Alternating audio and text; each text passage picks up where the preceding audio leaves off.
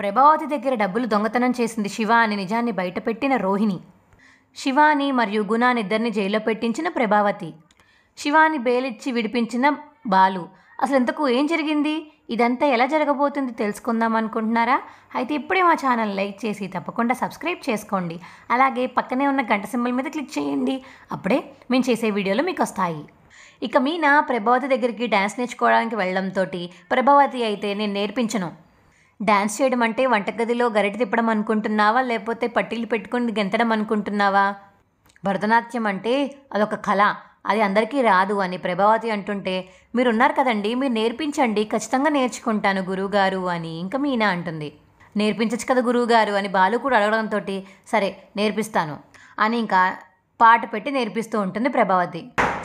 నీకన్నా మా ఆవిడే బాగా వేస్తుంది అని బాలు అండంతో, రేయ్ నాకన్నా మీ ఆవిడేం బాగాలేదు, కావాలంటే ఛాలెంజ్ రా అని ఇంకా ప్రభావతి ఛాలెంజ్ చేస్తుంది బాలుతోటి.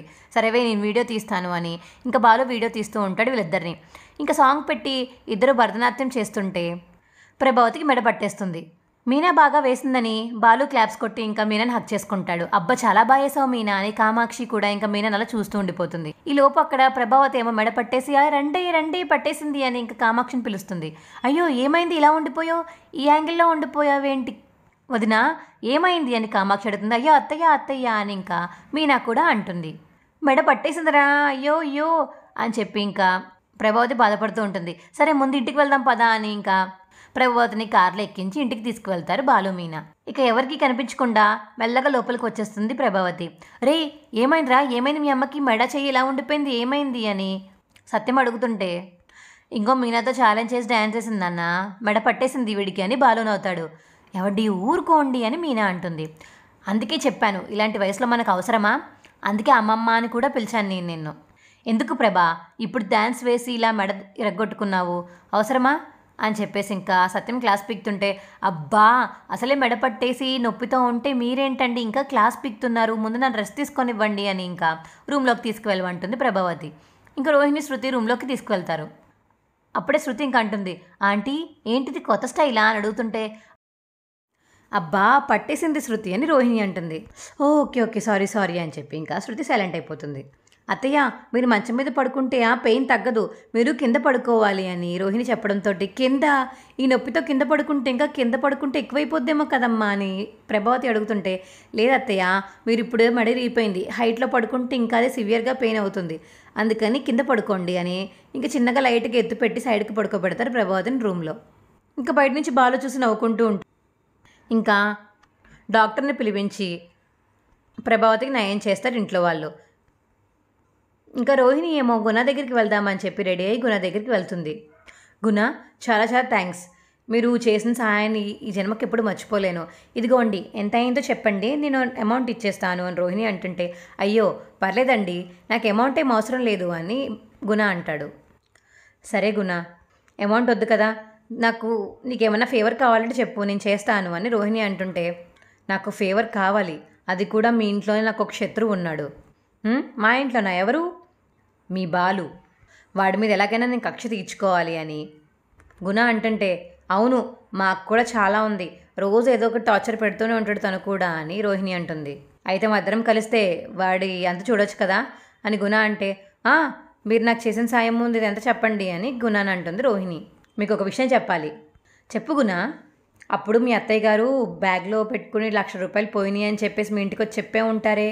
అవును ఒక దొంగతనం చేశారు, 1,00,000 రూపాయలు పోయినాయి అని చెప్పారు, ఇప్పుడు దానికి దీనికి సంబంధం ఏముంది అని రోహిణి అడుగుతుంటే, ఆ 1,00,000 దొంగతనం చేసింది శివానే. ఆ వీడియో ఇప్పుడు బాలు ఫోన్లో ఉంది, కానీ బాలు ఎవరికీ చెప్పలేదు, ఎందుకంటే మీనా వాళ్ళ తమ్ముడు ఇలాంటి పని చేశాడంటే మళ్ళీ మీనాని అందరూ అంటారని చెప్పేసి ఈ విషయాన్ని ఇంకెవరికి చెప్పకుండా తన ఫోన్లో తనే దాచేసుకుని ఎవరికి చెప్పలేదు, కనీసం నాకు తెలిసి మీనా అక్కకు కూడా చెప్పుండడు అని గుణ అంటుంటే, ఏంటి అవునా శివ చేశాడా? ఇంట్లో నిన్నందరినీ తిడుతూ ఉంటాడు, కానీ తన చుట్టాల దగ్గరికి వచ్చేంత మాత్రం అన్నీ మనసులో దాచేసుకుని బయటికి చెప్పకుండా ఉంటాడా అని ఇంకా మనసులో అనుకుంటుంది రోహిణి. సరే ఆ వీడియోని ఇప్పుడు ఎలాగైనా నేను బయటికి తీసుకురావాలి అంతేనా అని రోహిణి అంటుంటే, అవును ఆ వీడియో తన ఫోన్లో ఉంది, ఆ ఫోన్లో తను శివ దొంగతనం చేసిన వీడియో ఉంటుంది, ఆ వీడియో మీరు కానీ బయట సోషల్ మీడియాలో అప్లోడ్ చేస్తే అప్పుడు ఇంకందరినీ బాలునే అంటారు, అప్పుడు బాలు పరువు పోతుంది, మీనా తమ్ముడు ఇలా చేశాడని బాలునే తిడతారు, మీనాని తిడతారు, అందుకనే మిమ్మల్ని ఫేవర్ అడుగుతున్నాను అని గుణ అంటే, సరే గుణ ఖచ్చితంగా చేస్తాను, నాకు వీలు చూసుకుని ఆ వీడియో నా ఫోన్లోకి షేర్ చేసుకుంటాను, సరే వస్తాను గుణ అని ఇంక అక్కడి నుంచి వెళ్ళిపోతుంది రోహిణి. ఏంటన్నా అలా చెప్పేసావు, నిజం తను వెళ్ళి చెప్పేస్తానో అని గుణ మనిషి అంటుంటే, లేదురా తనకు కూడా బాలు మీద మీనా మీద చాలా కసున్నట్టుంది, చూసావు కదా అడిగిన వెంటనే చేస్తానని చెప్పింది, దాందే ఉంది, మనకు కావాల్సింది బాలు మీద రివెంజ్, ఆ బాలు బాధపడడం కావాలి, ఆ శివగాడు ఏమైతే మనకెందుకు అని ఇంకా గుణ అంటుంటే సరే అని చెప్పేసి ఇంకా గుణ మనిషి అంటాడు. ఇంకా రోహిణి ఇంటికి వచ్చేస్తుంది. ఏంటి రోహిణి ఈ టైంకి వచ్చావు, అయినా ఎక్కడికి వెళ్ళావు, పార్లర్కి కూడా వెళ్ళలేదంట, ఫోన్ చేశాను నేను అని ప్రభావతి అంటుంటే,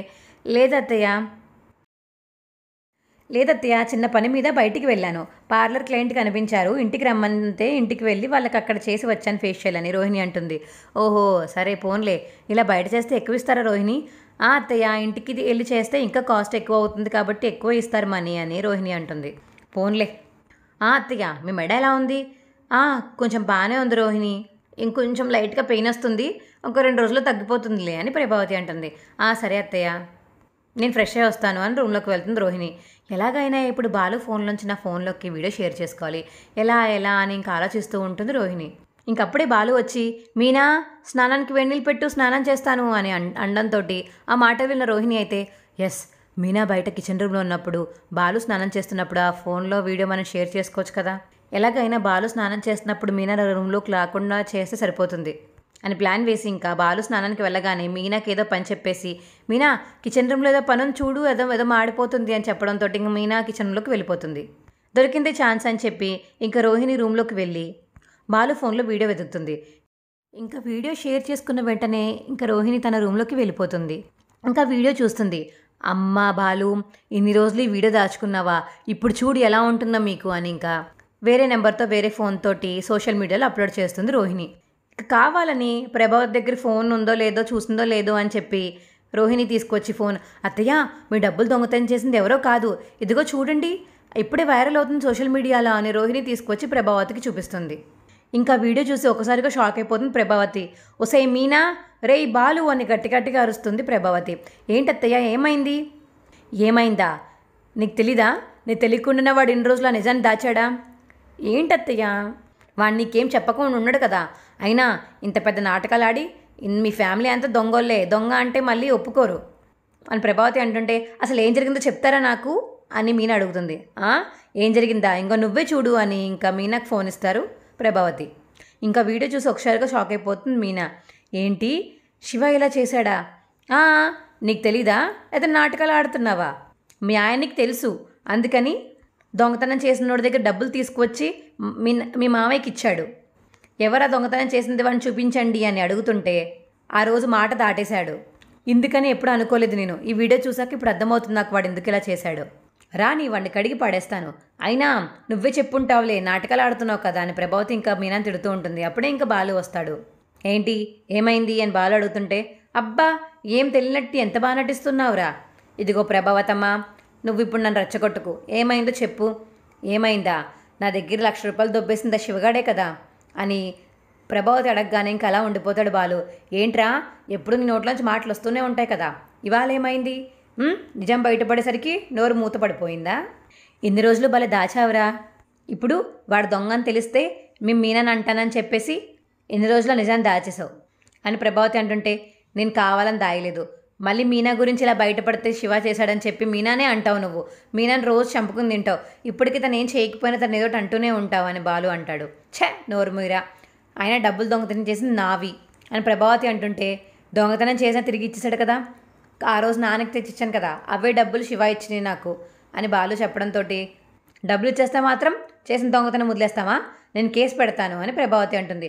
అత్తయ్య ప్లీజ్ అత్తయ్య పెట్టకండి అత్తయ్య, కేసు పెట్టకండి, వాడు కాలేజ్కి వెళ్ళి చదువుకునే కుర్రాడు అత్తయ్య, వాడు భవిష్యత్తు పాడైపోతుంది అని మీనా అంటుంటే, ఇలా దొంగతనాలు చేసుకుని బతకడానికి భవిష్యత్తు పాడైనట్టు కాదా, ఆల్రెడీ ఎప్పుడో చెడిపోయాడు వాడు, ఇప్పుడు చెడిపోవడానికి కొత్తగా ఏముంది, నేను కేసు పెడతానని ఇంకా ప్రభావతి కేసు పెడుతుంది శివ మీద గుణ మీద.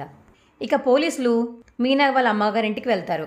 ఏంటండి ఏమైంది, మా ఇంటికి ఎందుకు వచ్చారు, ఏమైంది అని మీనా వాళ్ళ అమ్మ అడుగుతుంటే, మీ ఓడు ఒక దొంగతనం చేశాడు, మాకు కంప్లైంట్ వచ్చింది, అందుకే మీ అబ్బాయిని అరెస్ట్ చేద్దామని వచ్చాను. వాడు దొంగతనమా? అలాంటివి ఏం చేయడండి, మీరేదో తప్పుగా అనుకుని ఉంటారు, వాడు ఎప్పుడు అలాంటి పనులు ఎప్పుడు చేయలేదు అని మీనా వాళ్ళ అమ్మ అంటుంది. ఇంట్లో తల్లికి చెప్పి చేస్తారేంటండి అన్నీ? ఆల్రెడీ మా దగ్గర ప్రూఫ్ ఉంది, వీడియో ఉంది. కావాలంటే మీ దగ్గర ఫోన్ ఉంటే సోషల్ మీడియాలో ఇప్పుడు అదే ట్రెండింగ్, కావాలంటే చూడండి అని పోలీసులు చెప్పేసి ఇంక వెళ్ళిపోతారు.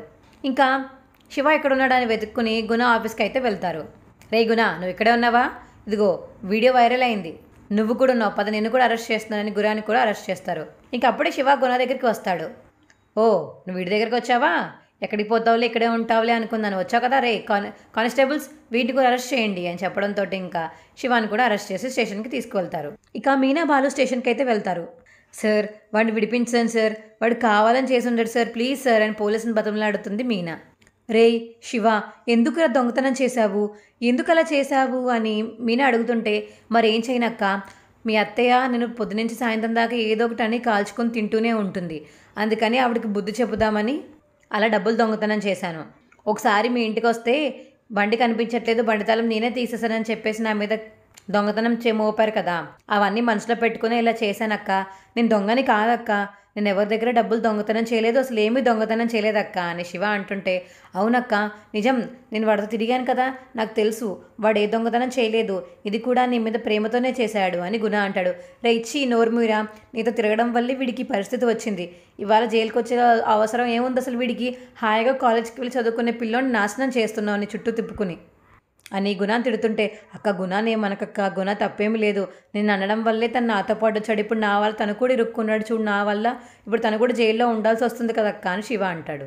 రేయ్, ఇప్పుడు కూడా వాడి గురించి ఆలోచిస్తున్నావు, అమ్మ చెల్లి ఏమైపోయినా నీకు పర్వాలేదు కదా అని మీనా అంటుంటే, అయ్యో అక్క అలా కాదక్క, ఇంకొద్దురా, ఇప్పుడు కూడా నువ్వు వాళ్ళ గురించి ఆలోచించట్లేదు చూసావా ఛా అని పక్కకి వెళ్ళిపోతుంది మీనా. ఏవండి, వాడిని బయటికి తీసుకురావాలండి అని చెప్పి బాలకు చెప్తుంది మీనా. సార్, ఇప్పుడు తను బయటికి రావాలంటే ఇప్పుడు ఏం చేయాలి సార్, కేసు వెనక్కి తీసుకోవాలా? అవును బాబు, కేసు వెనక్కి తీసుకోండి, అప్పుడు రిలీజ్ చేస్తాము అని పోలీసులు చెప్పడంతో ఇంకా ఎలాగైనా ప్రభావతిని అడుగుదామని ఇంటికి వెళ్తారు. అత్తయ్య ప్లీజ్ అత్తయ్య, మా శివ పైన ఇచ్చిన కంప్లైంట్ తీసుకోండి అత్తయ్య, వెనక్కి తీసుకోండి అత్తయ్య, వాడు కాలేజ్కి వెళ్ళే పిల్లడు అత్తయ్య ప్లీజ్ అత్తయ్య అని మీనా బతిమలాడుతుంది. కానీ ప్రభావతి అయితే ఇంకా కేసు వెనక్కి తీసుకోవడానికి ఒప్పుకోదు. అయినా అదేంటి మీనా, చిన్న వయసు కాలేజ్ పిల్లడు అలా దొంగతనాలు చేస్తూ బతుకుతున్నాడు అని రోహిణి అంటుంటే, వాడు అని దొంగతనాలు చేయలేదు, ఇది ఒక్కటే చేశాడంట, అది కూడా నా మీద ప్రేమతో చేశాడు, కానీ వాడు చేసిన తప్పు ఎప్పుడో జరిగిపోయింది, ఇప్పుడు వాడు ఏం చేయట్లేదు, వాడు మంచిగానే ఉంటున్నాడు, వాడు తిరిగి డబ్బులు కూడా ఇచ్చేశాడు కదా, ఎందుకు అత్తయ్య ప్లీజ్ అత్తయ్య, కేసు వెనక్కి తీసుకోండి అత్తయ్య, కంప్లైంట్ వెనక్కి తీసుకోండి అత్తయ్య అని అడుగుతూ ఉంటుంది మీనా. ఇక ప్రభావతి మాత్రం అలా రాయిలా కూర్చుని ఉంటుంది. మీనా అసలు మాట్లాడుతున్న మాటలు వినకుండా పట్టించుకోకుండా అలా సైలెంట్గా కూర్చుంటుంది ప్రభావతి. ఇక మీనా ఏడుస్తూ ఉంటుంది. ఏవండి, అమ్మవాళ్ళు ఎలా ఉన్నారో ఏంటో, ఒకసారి అమ్మవాళ్ళ దగ్గరికి తీసుకువెళ్ళండి అని మీనా అడగడంతో, సరే పద మీనా వెళ్దాము అని మీనా వాళ్ళ అమ్మగారింటికి వెళ్తారు. అమ్మ మీనా చూడ్రా, మీ తమ్ముడు ఎంత పని చేశాడు అని ఏడుస్తుంది మీనా వాళ్ళమ్మ ఏడుస్తూ ఉంటుంది. అవునమ్మా, కానీ వాడు కావాలని చేయలేదని చెప్పేసి అంటున్నాడు, కావాలని చేసినా కావాలని చేయకపోయినా చేసింది తప్పే కదమ్మా, వాడిని ఇప్పుడు జైల్లో పెట్టారు, అసలు నాకు ఏం చేయాలో పోల్చట్లేదు, మా అత్తయ్య గారిని కేసు వెనక్కి తీసుకోమంటే మా అత్తయ్య గారు తీసుకొని అంటున్నారు, ఇప్పుడు ఏం చేయాలో కూడా నాకు అర్థం కావట్లేదమ్మా అని ఇంకా మీనా ఏడుస్తూ ఉంటుంది. మీనా నువ్వు ఏడవకు, నాకు తెలిసిన లాయర్లు ఉన్నారు, నేను వాళ్ళతో మాట్లాడతాను, బెయిల్ ఇప్పించి బయటికి తీసుకొద్దామని బాలు చెప్పడంతో ఇంకా కొంచెం ఏడుపాప ఎలా కూర్చుంటుంది మీనా. సరే మీనా ధైర్యంగా ఉండు, నేను లాయర్లతో మాట్లాడొస్తాను అని ఇంకా లాయర్లకి ఫోన్ చేస్తాడు బాలు. సార్, ఇది పరిస్థితి, తను దొంగతనం చేశాడు కానీ ఆ డబ్బులు తిరిగి ఇచ్చేశాడు, పెట్టింది మా అమ్మే, మా ఆవిడ వాళ్ళ తమ్ముడు, ఇదా అని చెప్పేసి ఇంకా లాయర్కి మొత్తం జరిగిందంతా చెప్తాడు బాలు.